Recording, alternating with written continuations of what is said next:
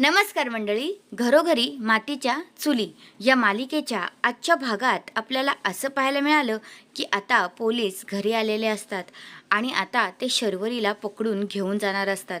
जानकी आणि ऋषिकेश या दोघांनीच पोलिसांना सांगितलेलं असतं की आमच्या घरात ना पैसे चोरी झालेत. चला तर मग पाहूया आजच्या पुढील भागात आपल्याला काय पाहायला भेटलं. आता इकडे ऐश्वर्या आणि जानकी या दोघींचा प्लॅन फसलेला असतो. ऐश्वर्या म्हणते, अगं जानकी, तू मला पैसे घेऊन जायला सांगितलं होतंस, पण मी पैसे घेतलेच नाही आहेत. मग पैसे गेले तरी कुठं?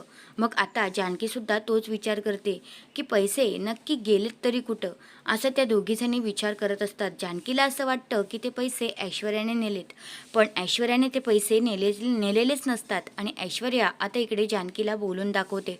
मग आता हे सगळं काही घडलेला प्रकार जानकी ऋषिकेशला सांगते. मग आता ते दोघेही पोलीस कंप्लेंट करायचा विचार करतात आणि त्यांच्या घरात आता पोलीससुद्धा आलेले असतात आणि पोलीस म्हणतात, चोर असं वाटतंय बाहेरचा कोणीही नाहीये, घरातलाच असावा. तर आता ते दोघेही की चोर आमच्या घरातच आहे. म्हणून आता पोलीस म्हणतात की आम्हाला तुमच्या घराची झडती घ्यावी लागेल. आणि जी जानकी आहे ती शर्वरीकडे पाहत असते.